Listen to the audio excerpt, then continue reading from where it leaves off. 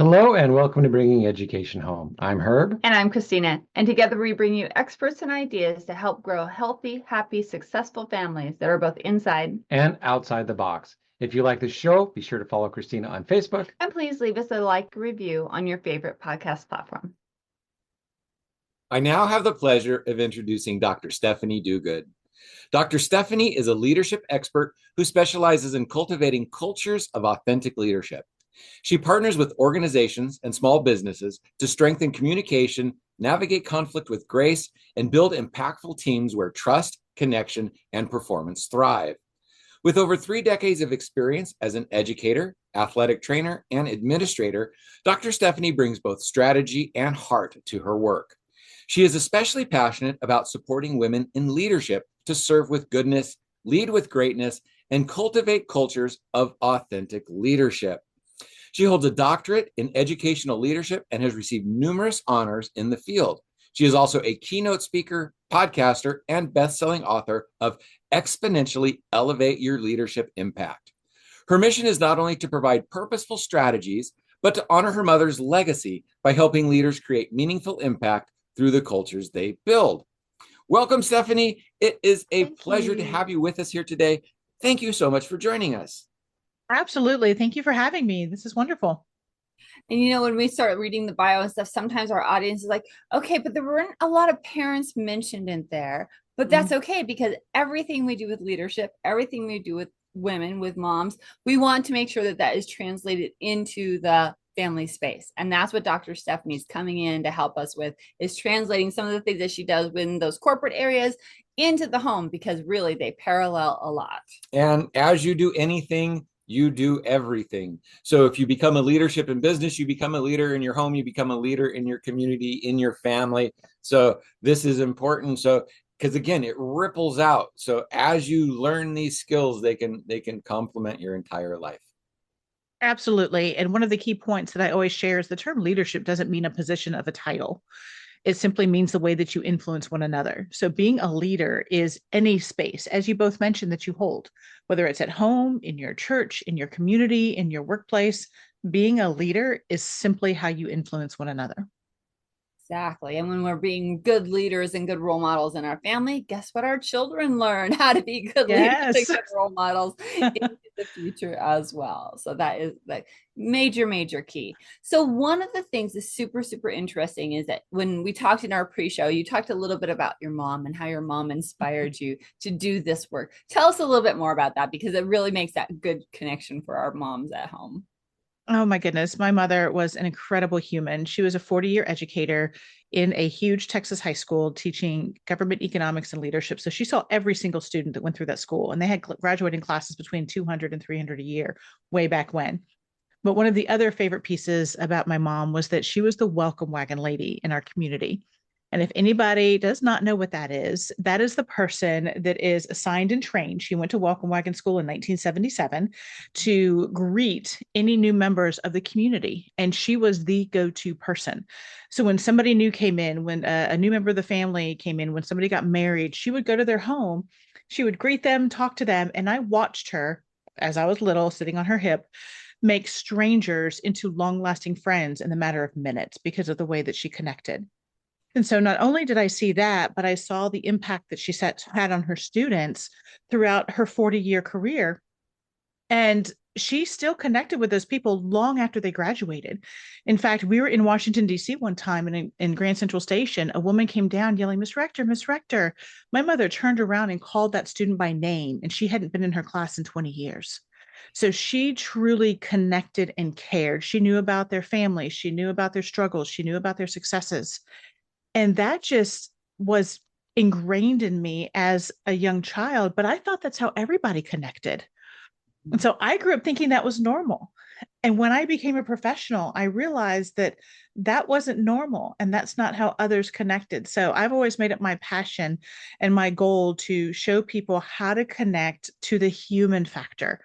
I lost my mom tragically when I was 27. And it was at that point that was a turning point for me that I said, if she can't continue her legacy that she started, then that's what I'm going to do in everything that I do, is look for the opportunity, look for the positivity, and look for the way that we can learn and grow and build relationships together. That's a really beautiful story, and your name fits. She sounds like an amazing do-gooder. So She it's a was. funny, so kind of makes you wonder is like, how much did the name actually influence? It's like, cause, oh, that's the do-gooder family. All right. Well, my mom, mine's my married name. So I'm married into Duguid. My maiden name Oh, is Rector. Yeah. So I found a guy that, I didn't know how to pronounce his name at first. And he's like, how do you think you pronounce my name? And so I said, I think it's Duguid. He goes, that's right. I'm like, all right, this is probably the guy I'm going to marry. That's amazing. I It love just it. fit. Yeah. If you look at the show notes, you'll see how Dr. Stephanie spells her name. And yeah, at first it's like, pause on that. And then, okay, that makes sense after you look at I it. said it right off the bat. It's like, man, I don't want to say that. I want to call it Duguid or Duguid, Duguid. anything but do good. But then what you're Yeah, doing is so good. So it's like it fits. So that's right. That's right. so there I got my name teasing in for you. I get to tease people Perfect. names because of that whole last thing is my last name.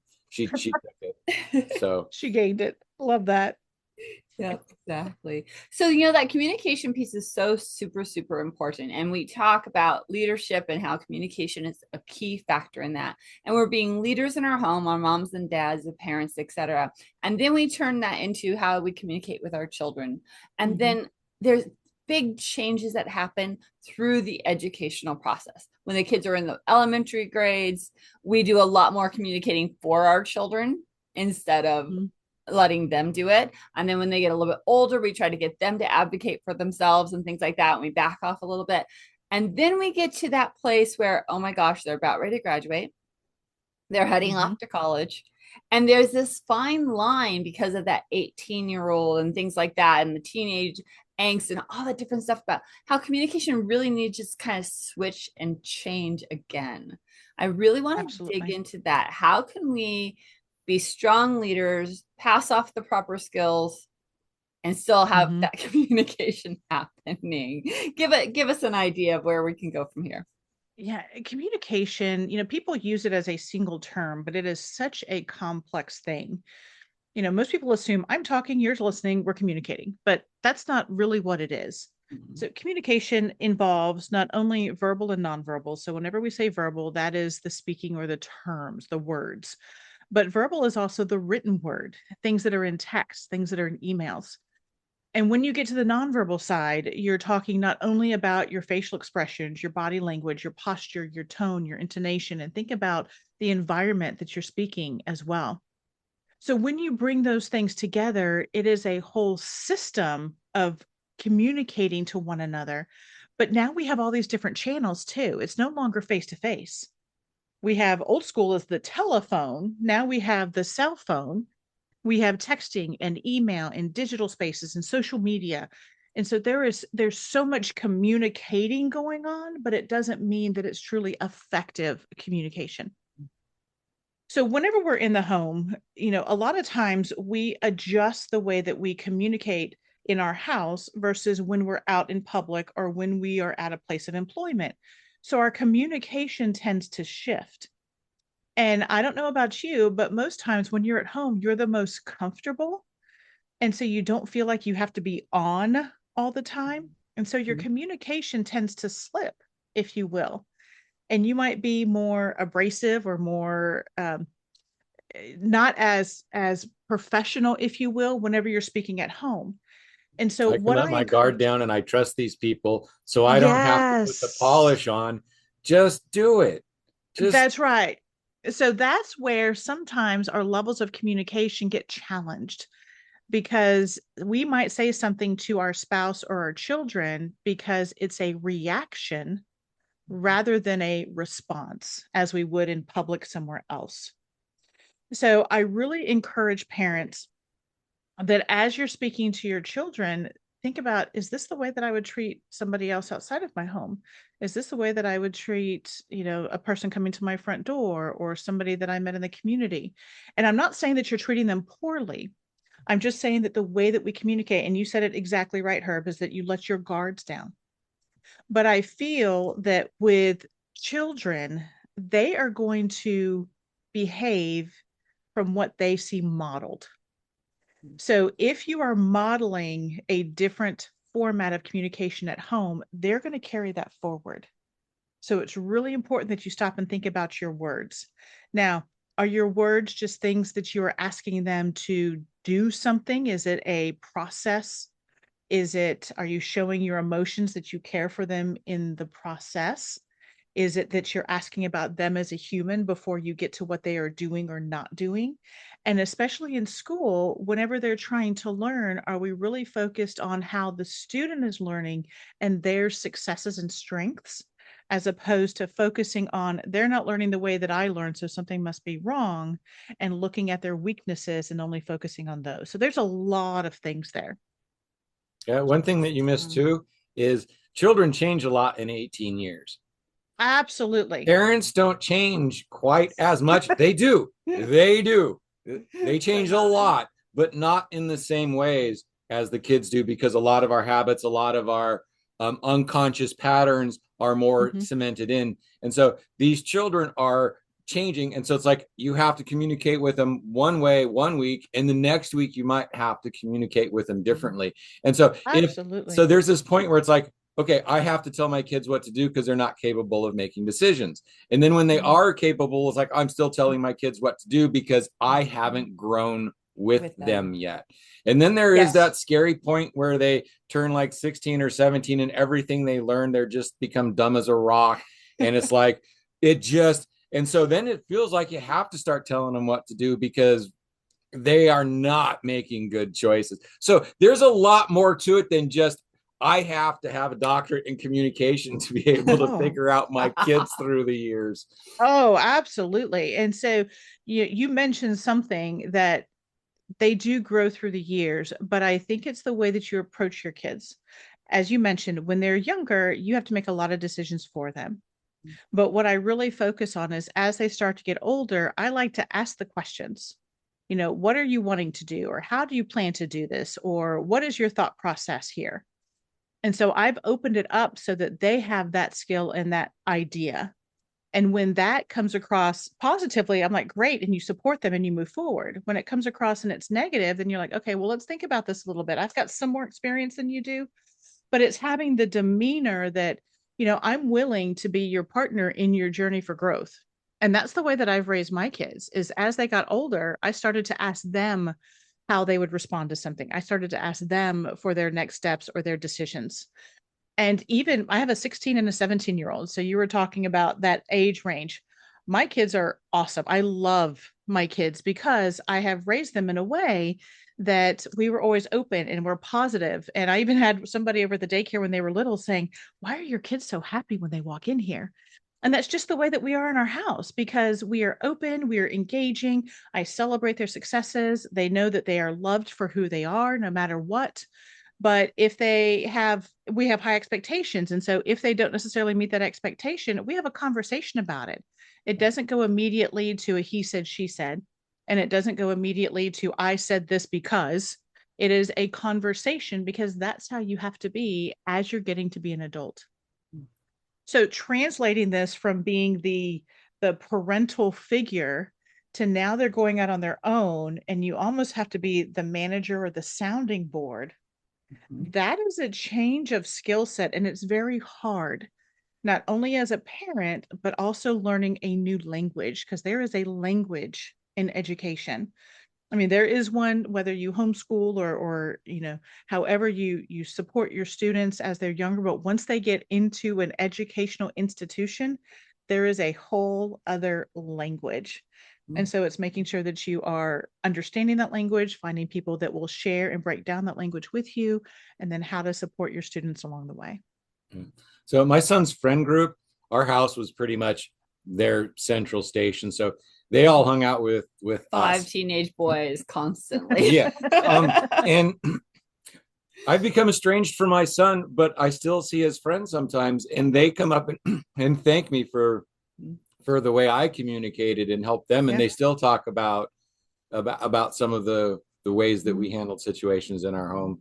And also the fun stuff, because I would know that there was a bunch of boys, and McDonald's would have their hamburgers on their chicken sandwiches on sale for $1 a piece, and I'd buy 40 of them and come in with 2 bags, and throw them into the living room. And by the time I walked to the kitchen, there was 40 empty wrappers. So those were the best times. Yeah. Absolutely.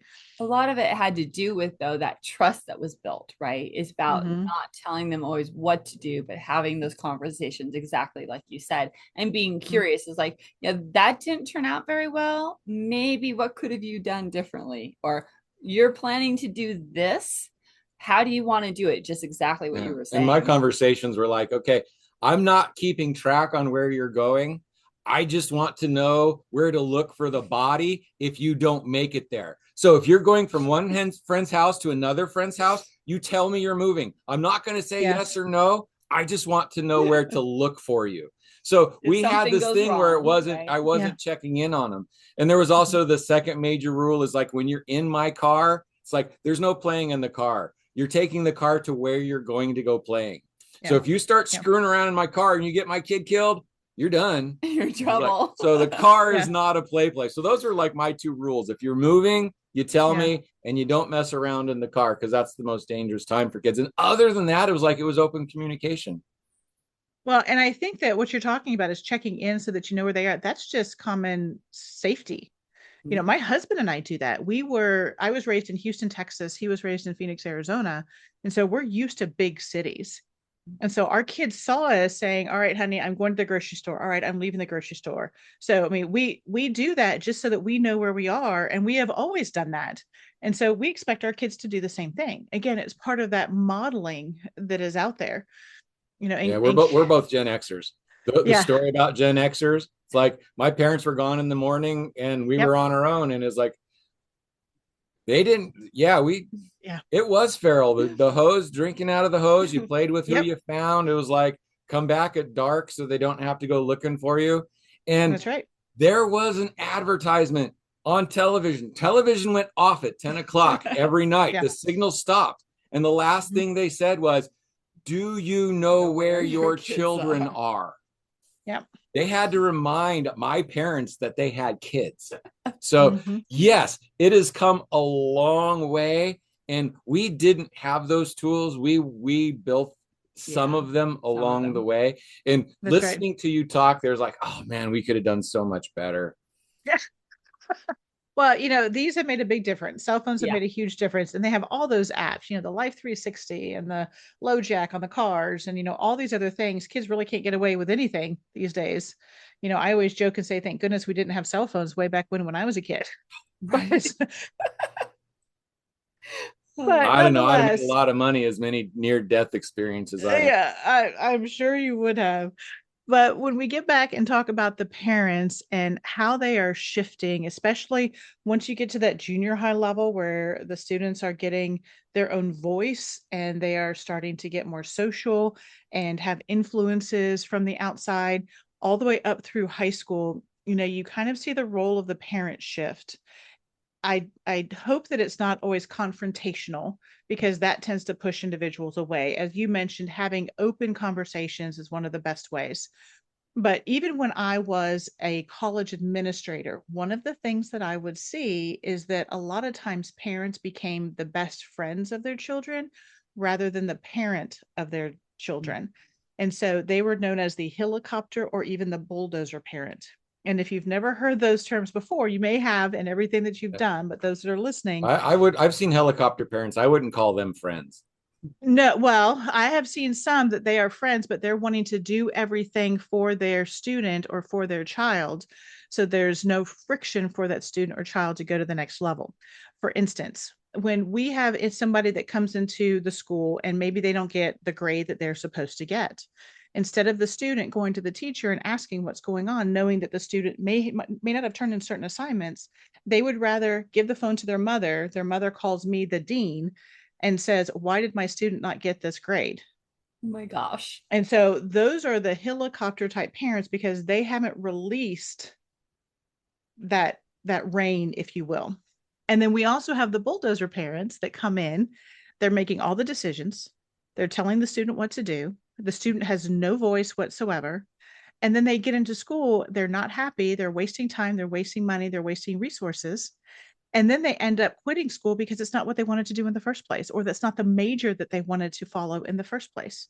So I really encourage parents, before they go off to college or go off to a trade or go off to a job, to have that conversation, a real conversation where the parent is open to whatever the student decides, where there is not a lot of friction if they don't decide to be the doctor or the engineer or the what have you.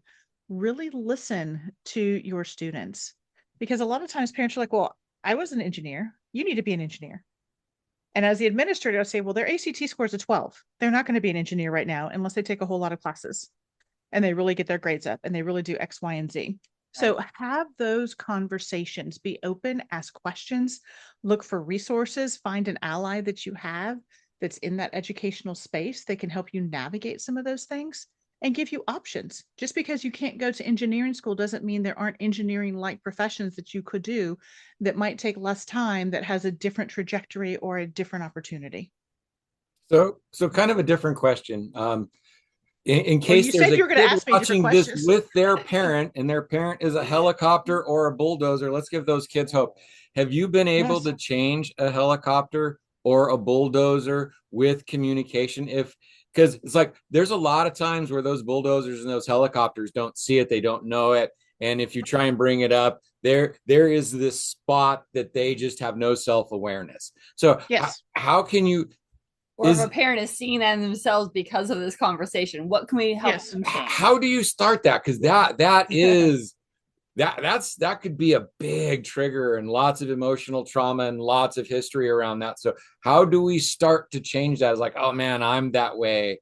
I don't want to be that way, but every time I try, I'm right back here. I can't help it because my kids are this way and they're that way. And it's like, no, it's about me. Yeah. So right. So there are a couple things that I'll say, and I'm going to share it with you first from the administrator standpoint. So I would have parents that would come in and they would say, I want to know what my kids' grades are. Well, once they hit 18, there is something called FERPA, which is FERPA. Don't ask me all the acronyms right now. I'm not going to jump into that. But FERPA means that if a student is 18, that I am not allowed to talk to the parent about their grades, their activity, their behavior, anything, unless I have the student's permission to do so. So when I have that parent call me and I say, I'm sorry, I can't share that information, they get angry because they said, I'm paying for college. That is my child. I want to know where they are. I'm not allowed to tell them. And so that's the first piece of information I would share, is that there are federal regulations that once your student turns 18, that we are not allowed to speak with you unless we have that student's permission. Yeah, so that would be the first conversation. If you're not going to talk to us, we shouldn't have to co-sign their federal loans and stuff. That if I'm going to pay for it, you're going to tell me. And here's the other thing. It's a simple form. It is a simple form to sign if the student is willing to do it. But that is the first conversation that I have to have with a lot of parents. They come to my office angry. They come with their student angry, and we sit down and have a conversation. And I share, that's the first thing that I share. If your student is willing to just sign this, and a lot of times the students just forget. They just forget. And so now on the majority of applications, whenever you're submitting information, there's a checkbox that says only check this if you do not want us to talk to your parents. So it's kind of a role reversal. Nice. But once we get through that, it is really saying, all right, here is where we are. We have to treat college like a job. So mom or dad, would you walk on the job site and ask if Johnny was attending work? Or would you walk on the job site? I know it does, but would you walk on the job site and ask about the bills that they have or what they need to pay or what's going on there? And so if you think about college as a job, because you have to show up, you have to do the work, you have to do all of these other things, and think about it in that format, that sometimes the parents are like, oh, no, I wouldn't walk into the boss's office and say, is Johnny doing his work if it was a job? They just think that school is just something different. And it's because of how we have to support them up to the matriculation date once they graduate high school, but it's a whole different arena once they leave. And that's, it goes back to what we were talking about, how we talk to our kids different from age of 0 to 3, right? And then from 3 to 7, and then from 7, is that change of communication, that change of letting them grow and explore and do things. But I love best what you say about college actually being like a job instead of school, because it's a totally different ball game whenever we're getting our my kids brain to went do to that. it's a job, but I'm paying them. But but I mean, in K-12, students are required to go to school until a certain date. It's law that you have to be in school until a certain age, right? Or get your parents' permission to leave sooner. In college, it's voluntary. You have to pay to go there. That is what you choose to do. So if you don't show up, I can kick you out. And so that's why we say it's more like a job, is that you have to do the work to earn the right to stay. I like that. My husband was the dean and of I went career. to college to find her, graduated, all of that. Well, my husband was dean of career and technical education. And, career and technical, their goal is to prepare you for a job. And so if you can't show up to class, if you don't do your work, if you can't work well with others, if you can't communicate, then you're not going to find a job. And so when they would come in his office for the same things, maybe absence, they were absent all the time, they didn't complete their work, they were failing something, and they would beg him, just put me in class. He's like, no, you were just fired. You missed enough classes that you're just fired. So unless you can prove to us that you can show up and be that individual and really focus on the work at hand, then you're not going to succeed at this job. Nobody is going to hire you.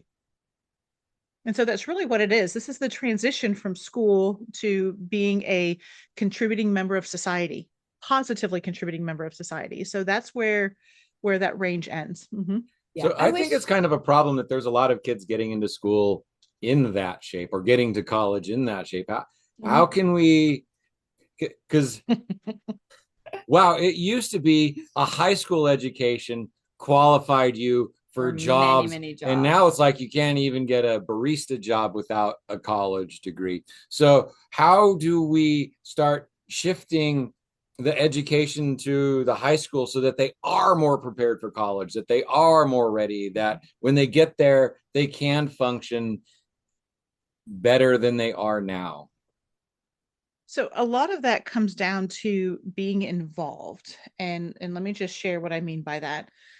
So when you and I were younger, we didn't have all the games, the social media, the digital spaces, just the access to so much that kept us in our phone, in our iPad, in our computer, that really keeps us isolated. We had more of a human connection and we could gain those experiences. As you mentioned, you left when the sun came up and you came home when the sun went down. And in between, those were your life lessons. Yeah. Well, our students aren't getting a ton of life lessons. If you think about school when we were younger, reading, writing, arithmetic, and PE. Yeah. Now, most schools don't have PE. So where are the students' outlets?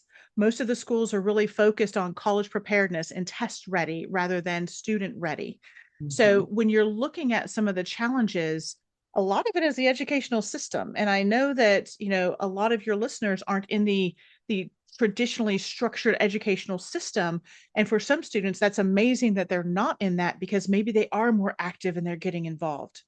But I do encourage your students to be involved in whether it is an organization, whether it is community service, whether it is some sort of activity, whether it's organized sports or intramural sports, getting to interact with others, learning how to communicate with others when your parents are not around, and making sure that that communication is appropriate. So I have two sons. And one of them, he might say something to me, but it's the way that he would have communicated with a friend. And I'm quickly to say, how would you like to rephrase your answer? He'd look at me and I said, that's how you speak to your friends. I said, how should you speak to me? And he'll rephrase them. I said, okay, now let's just remember that when you're talking to adults, it's this. When you're talking to kids, it's this.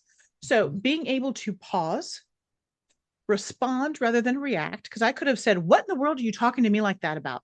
Yeah. Or how would you like to rephrase that? There are differences in the way that you do that.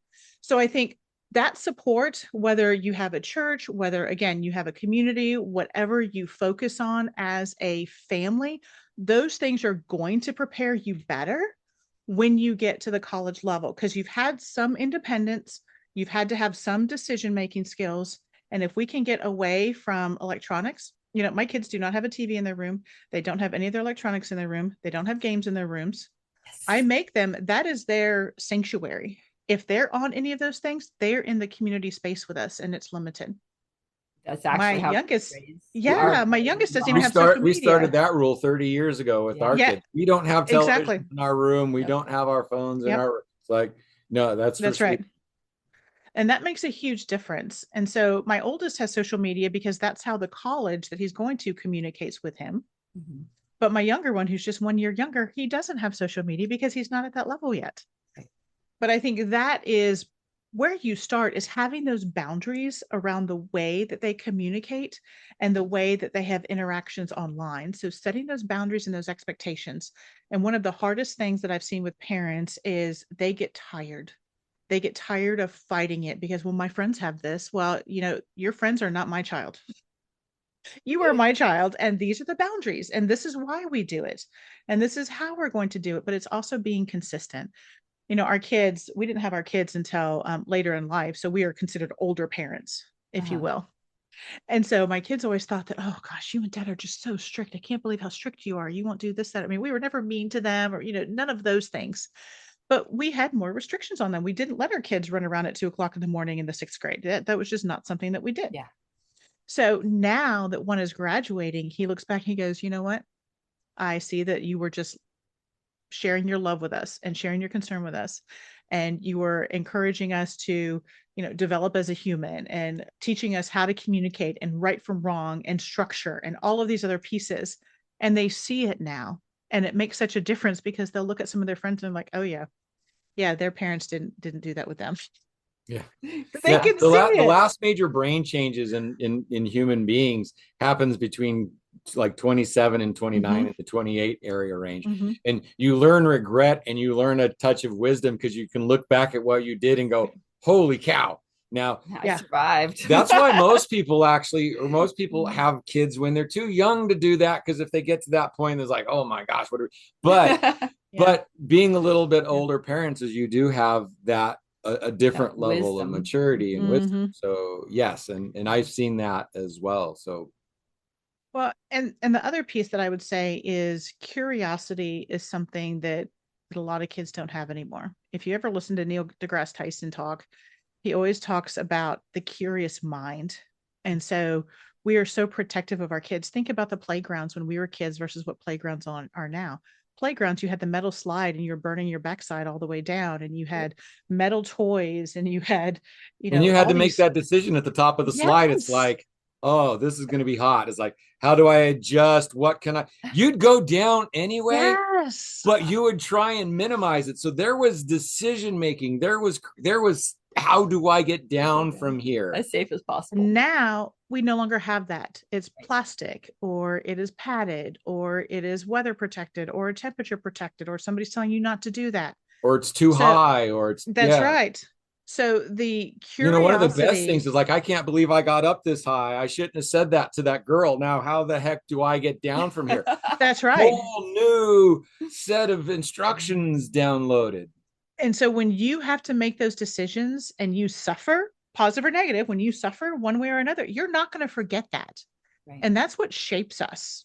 And so the fact that everybody has been very protective and more protective over the years, a lot of our kids have lost that curiosity, and that's part of the growth and development to become independent and move on to that next level.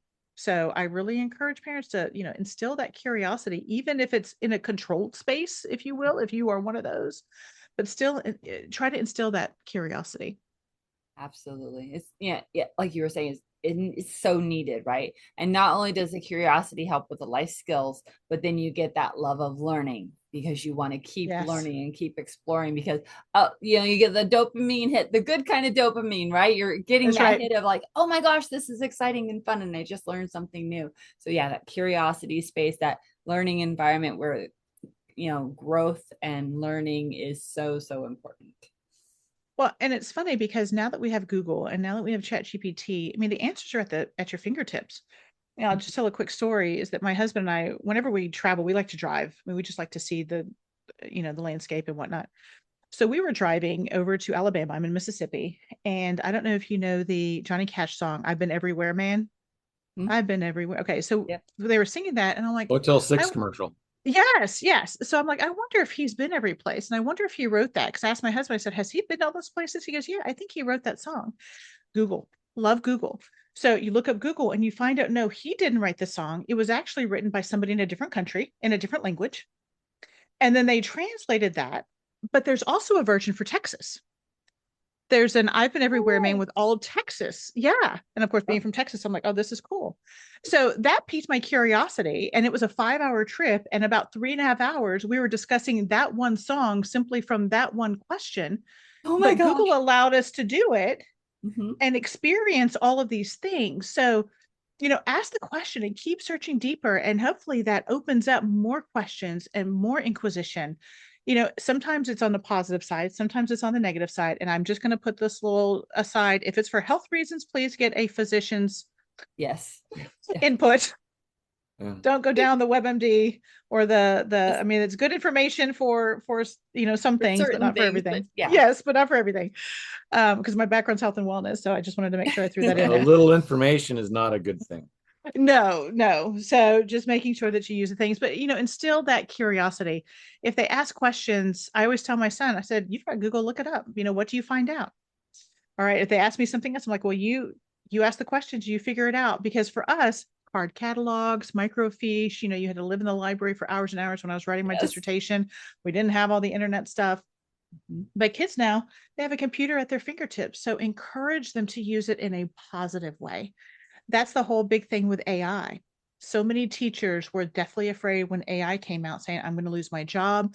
These kids are going to cheat. What are we going to do? Well, change the narrative. How can they use AI to answer your question? How can you use AI to show that it might not give all the right answers all the time? How can you use AI to give you a prompt to help you expand their knowledge or their horizons? So there's so many opportunities. It's shifting it from the problem to seeing how we can use it as a solution or an opportunity. Yeah, I started working with AI this year, and a book came out of it. And partway through working with this thing, it's like, oh, this is what you mean. And it gave me, it's like what I thought I was trying to say. It's like, no, I am trying to find the words to get you to understand what I mean. It's like, I'm not searching for meaning in you. I'm trying to get you to say what I need you to say. And so it was helping me write the book. It was giving me lots of words, but it's like, it tried to take authority. It's like, oh, this is what you mean. It's like, no, this and this and this, and you combine that, and then you get this thing out of that. And so I struggled with it to take that authority. So it can take the authority, or if you give it, and then so AI is a tool. It can be very, very helpful, and it can get in your way, and you just have to pay really close attention when you're using it. That's right. And there are a lot of settings. So there are different types of AI, and some of them you can put in, your themes or your voice or your ideas or whatever it is, and it can go off of that. So it's closer to what you're looking for. But at the same time, you have to make sure that it's still your own voice, right? And there's different types of AI. Google has one, and this other entity has one over here, and this other entity has one over here. But it's realizing that it is a tool.